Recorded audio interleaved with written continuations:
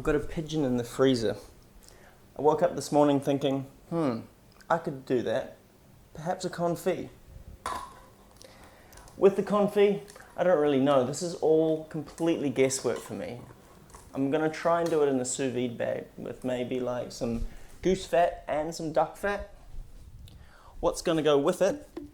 I don't know, but I guess we're just going to have to see how we go. Good.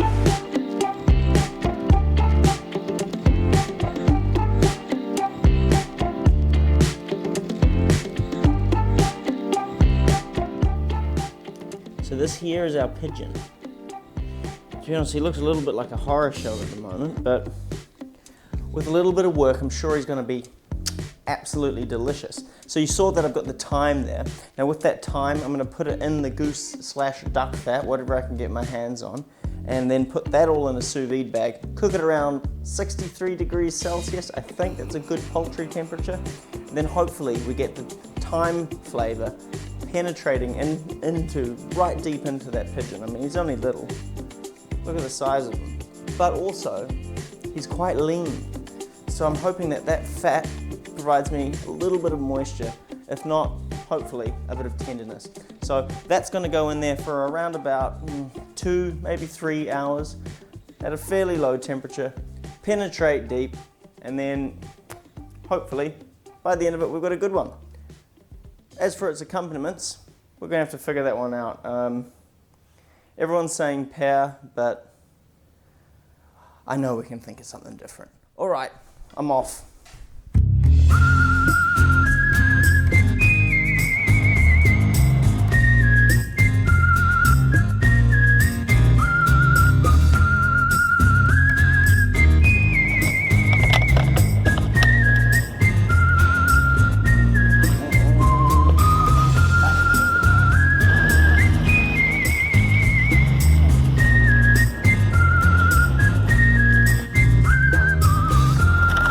Alright, so it's all happening. As I said, I've got 2 types of fat. I've got duck fat and I've got goose fat. I'm going to mix those together.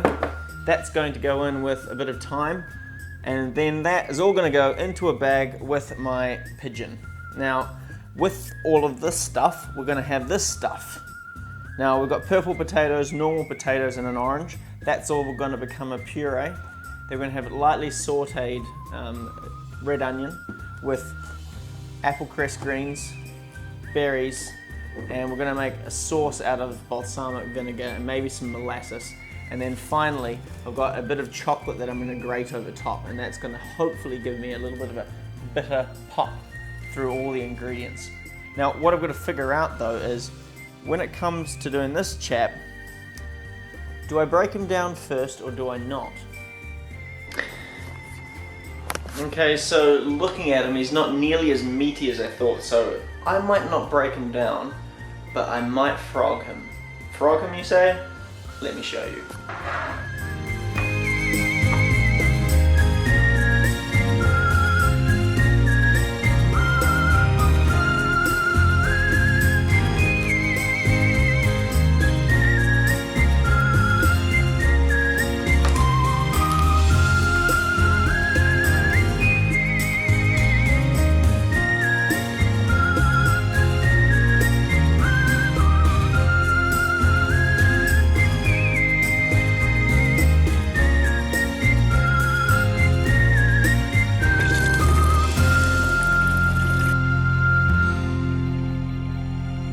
So I just want to talk a little bit about the reasoning behind my flavour selections here, just so you understand what I'm doing. So we've got the pigeon in there with all of that fat and all of that thyme. Now the thyme itself is very, very fragrant, very, very pungent. So with that beautiful thyme flavour, as well as the incredible fattiness of what I've just put in there, but the leanness and the intensity of the meat of a pigeon, I chose a series of ingredients that were going to provide an ample amount of contrast and balance to the dish. So with the potatoes and the purple potato all coming together in a puree, I've added a citrus element, and that is going to slowly and very, very delicately cut through the fatty layer of the pigeon. Now, for dealing with the intensity of the meat, I've got the currants here. Now these currants are basically here as a countermeasure to the strength and the intensity of that meat. So they should hopefully cut through it, provide like a nice little bit of contrast to the umami flavors that I'm presenting. And then finally, to bridge the gap between both sides of the dish on a herbal level, I've chosen something a little bit more mild. So that's apple cress. Now this apple cress has got a sweet, very, very sweet, but slightly floral flavor to it. And I'm hoping that that should ease in the thyme into the rest of the dish, hopefully providing a little bit of blending or a little bit of almost flavor shading to what I'm doing. Now that should all come together fairly nicely, and then just the little elements of things like chocolate and stuff like that will provide like a bit of sweetness, a little bit of bitterness, all the extra things that I'm not quite getting. But that should work.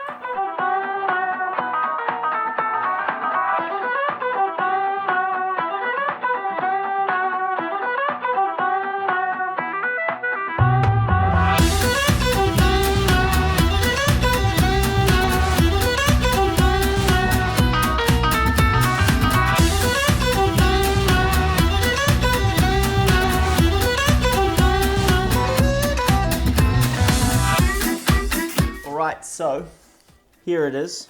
As you can see in that time lapse I just did, I tried to work out the plating so we had like a nice circle. I'm a big fan of like doing like platings and shapes. So you can see that I got the potato on first, and then just slowly layered things up with a sort of trying to get the right amount of things for the flavor balance I was talking about earlier. So the sauce that I have here, which was one that I didn't show, was just a simple mixture of molasses and about 1-to-1 molasses and balsamic vinegar with a little bit of garlic powder. And you just whisk it up, reduce it down, and then as it cools, it gets nice and thick and it sticks really nicely. So they only put a little bit of that in the middle because it's quite strong. Other than that, we've got all of our ingredients laid up, and I'm going to give it a go. So I'll try and get everything in one bite. So we've got our pigeon, get a little bit of that, get a little berry in there, cool. And you get some chocolate and some leaf, and a bit of that, what was it again? Apple cress. It's nice and sweet. And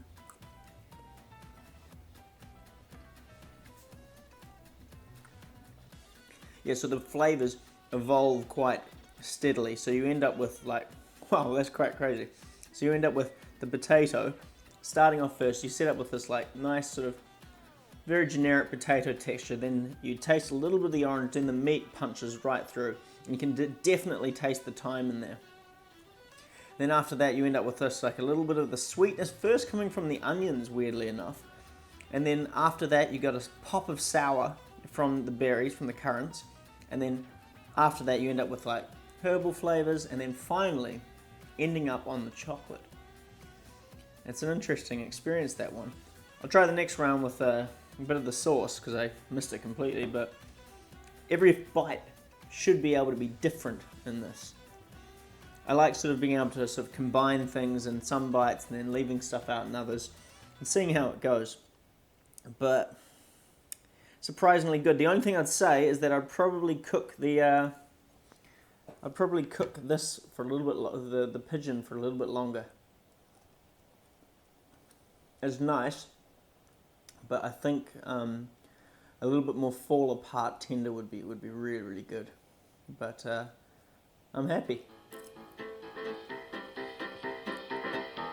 Yeah, definitely happy.